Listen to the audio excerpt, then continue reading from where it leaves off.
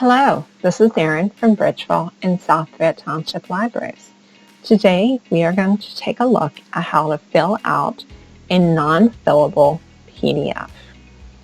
So I have a document here, and if I scroll down and click, you can see that when I click, I'm not able to insert any text. To change that, I can come over here to the right, go down through my options, and find the one that says Fill and Sign. It prompts me with who is actually going to be filling out the form, and I want to select the one that says You. Now it gives me a cursor and the option to add some text. So I can click and put in some text, and I can make that smaller and larger as is appropriate. I can also put in a signature for my document, and the way I do that is by coming up here to where it says Sign. I can add a signature. I can also initial the document if I need to do that. So go ahead and add that signature, and it prompts me to type in my name. And if I want, I can actually change the style of my signature. And it gives me multiple ones to choose from. I could draw my own signature if I wanted to, or if I had a picture of it, I could just upload that.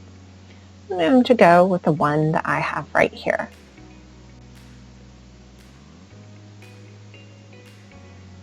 And then it lets me move it to wherever I want it.